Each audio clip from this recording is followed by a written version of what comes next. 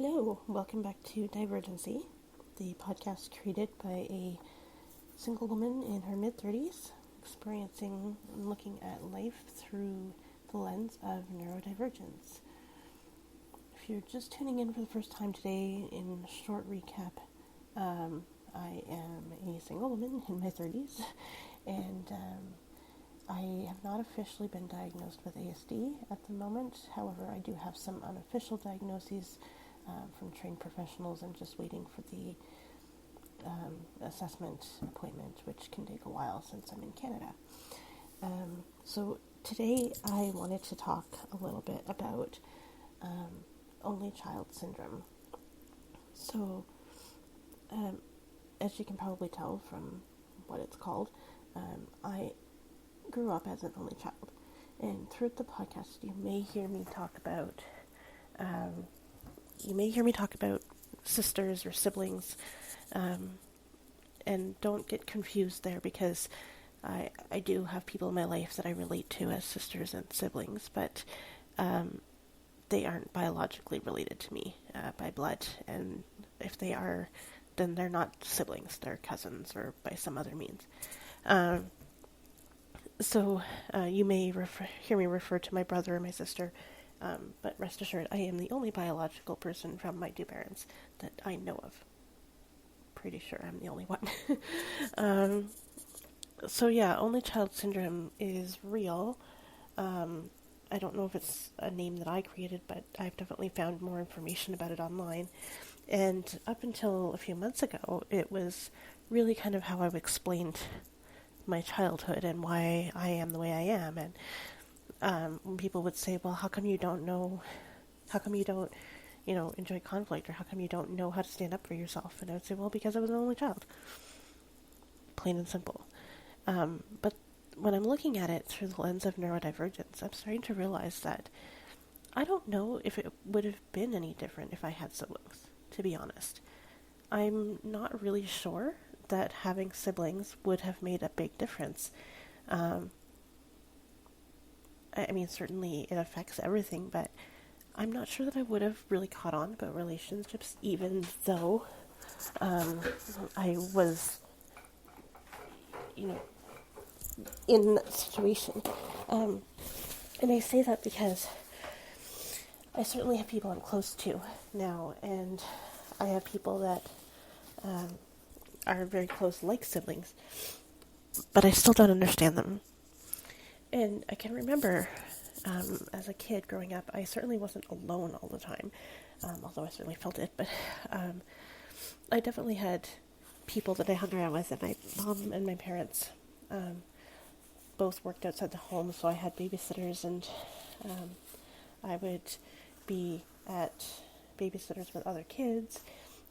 We had friends of family that I, would go on vacation with or whatever, and I would kind of assimilate into their family.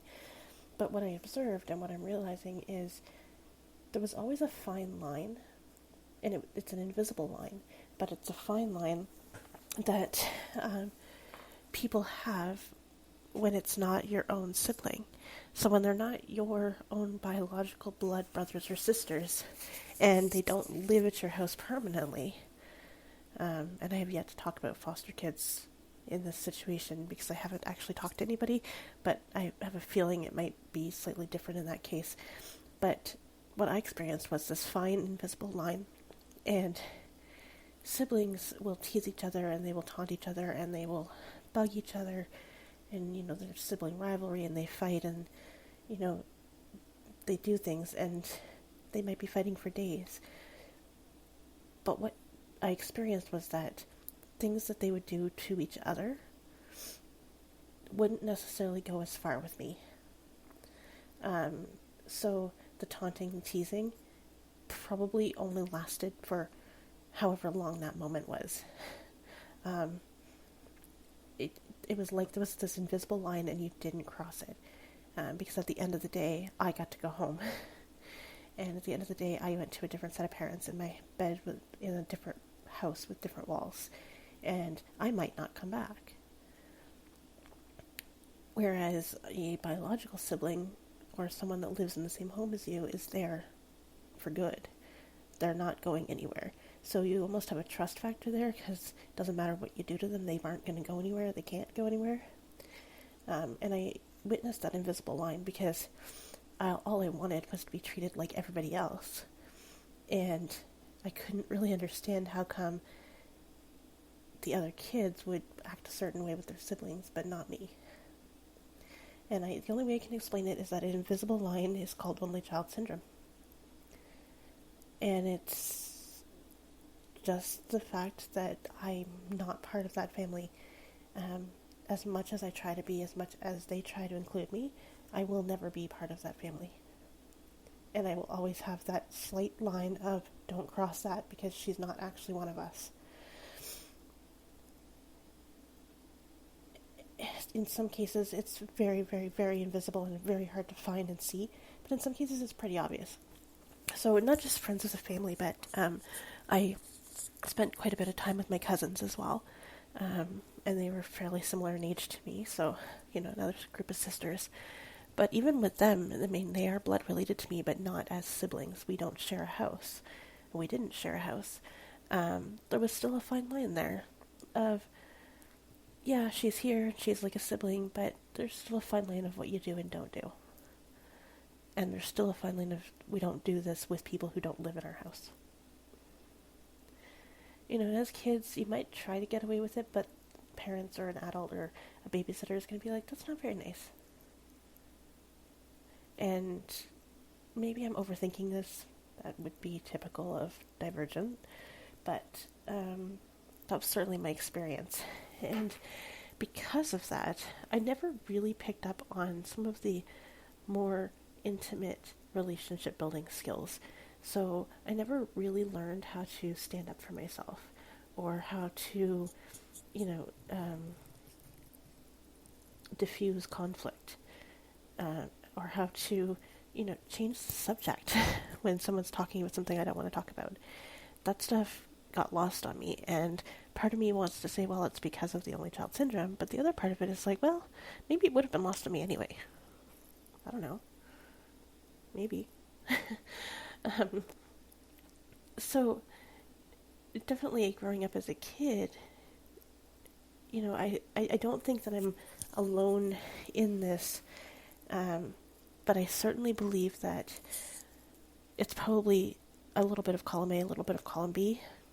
I'm not going to say that only child syndrome is fully responsible for who I am and my social issues, but I'm also not going to say that being neurodivergent is fully responsible for that either, because I certainly knew only children as a kid who didn't have the same issues as me, or didn't seem to anyway. I knew only children who did have friends and were able to assimilate into groups and, were able to interact with their peers and stand up for themselves. And all I can think of is that maybe they had a different experience, and maybe they didn't have the same challenges as I do. Maybe their brain is wired differently. I mean, the other thing is my parents. They were great, but they didn't understand the only lifestyle. Both of them come from families where they have siblings. My mom is the oldest of 3. My dad is the second oldest of 4. And so as much as they tried, they were never going to understand what it's like to be an only child and to not have that communication there. And they tried their best, and I commend them for it. They were awesome parents. But they didn't understand the characteristics of only children. And yeah, it's not just about finding somebody else to hang out with. There's a lot of things that come with that. So I'm curious, to you listening, to hear from you. I'd love to hear from you.